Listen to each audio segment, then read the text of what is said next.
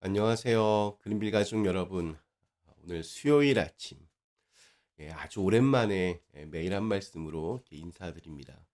교회에서 배려해 주신 덕분에 한국에 잘 다녀왔습니다. 한국에서 머무는 기간 동안 어디 갈 때는 늘 목도리와 마스크를 생활화했습니다.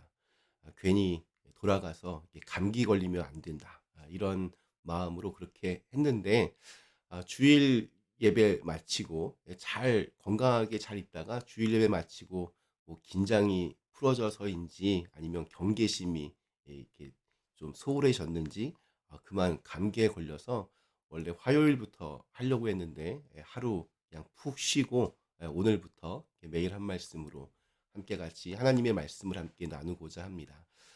오늘부터 함께 에스더 말씀을 살펴볼 터인데 이 에스더 말씀들을 통해서 우리의 삶 속에서 새로운 하나님의 희망을 볼 수 있는 그런 시간들이 되기를 간절히 기원합니다.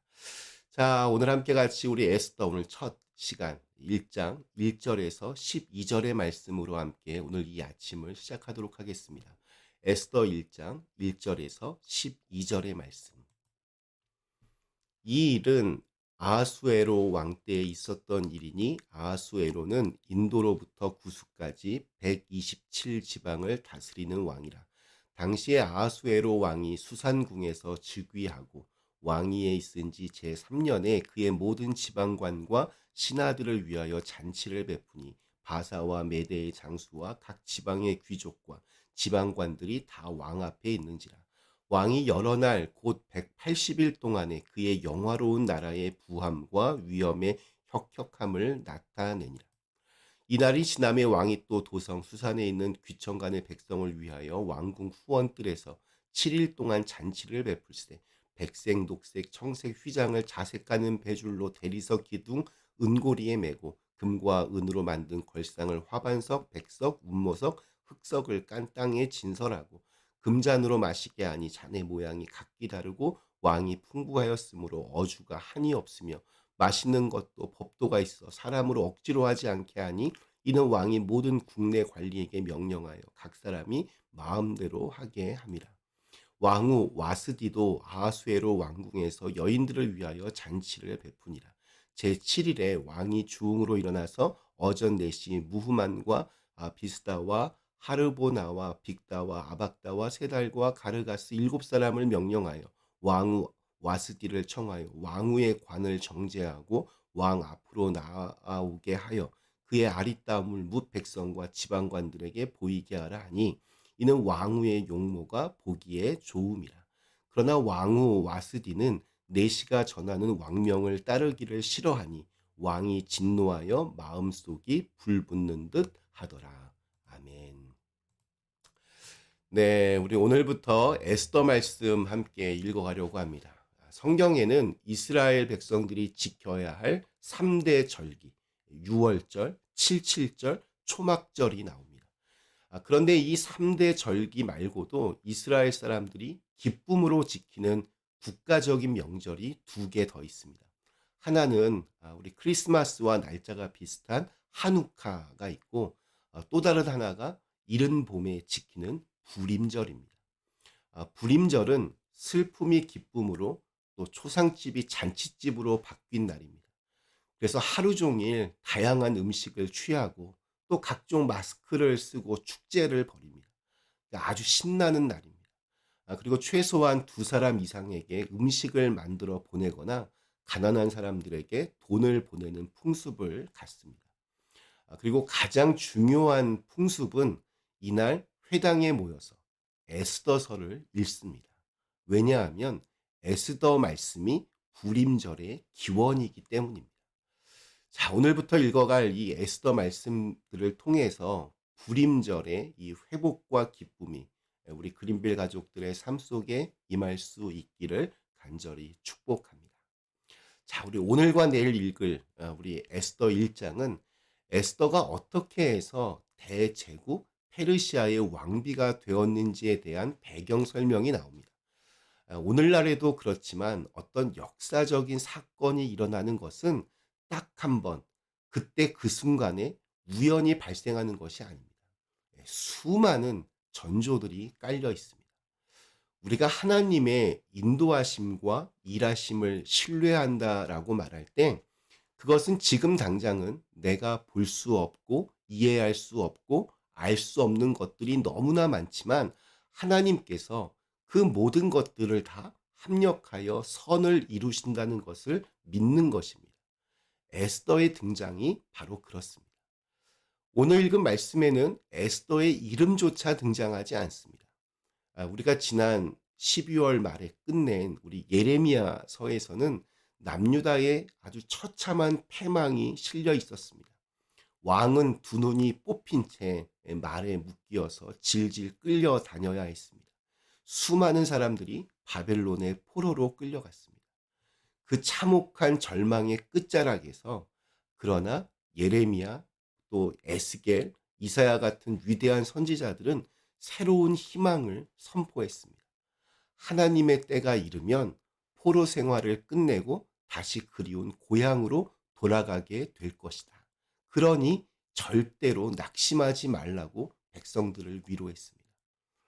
세계를 제패한 바벨론의 위세는 한때 정말 대단했지만 이 땅에서의 모든 나라가 그러하듯 바벨론 역시 결국에는 신흥 제국 페르시아에 의해서 패망합니다.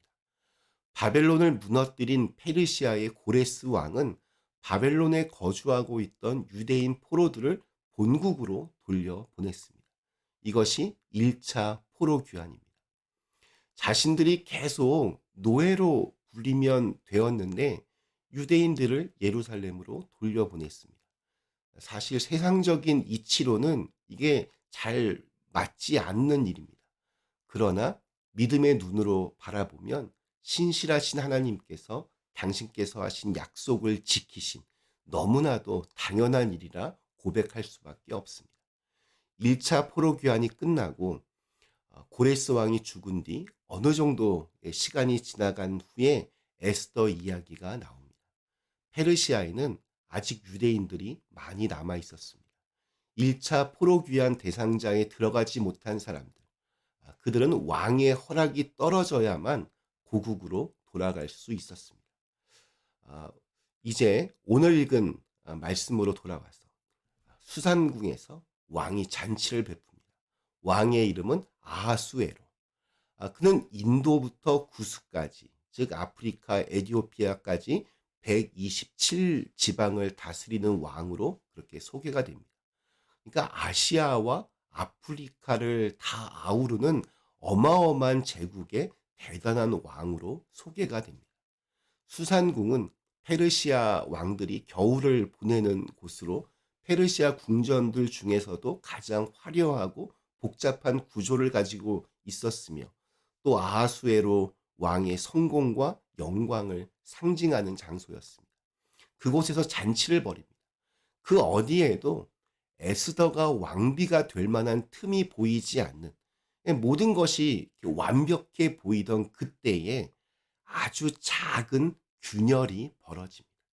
하나님께서 새로운 역사를 만들어 가시는 겁니다. 잔치의 절정인 제7일에 술에 취한 아하수에로 왕은 왕후 와스디를 불러서 그녀의 아름다움을 자랑하고자 했습니다. 일부 해석에 따르면 왕은 이 왕후 와스디가 왕관만 쓰고 나체로 나타나기를 요구했다고 합니다. 그러니까 당시에 여성의 위치가 어떠한지, 그것이 왕후라고 하여도 자신의 아내를 어떻게 바라보고 있는지 아주 적나라하게 보여줍니다. 이렇게 비인격적인 왕의 명령을 왕후 와스디는 거부했고 이에 왕은 아주 크게 분노를 합니다. 세계를 제패한 대제국의 왕인 자신의 명령을 거부했다는 것은 이건 도저히 용납될 수 없는 일이었습니다. 결국 이 와스디 왕후는 폐위가 되었고 결과적으로는 에스더가 그 왕후 자리에 오를 수 있는 길을 열어주었습니다.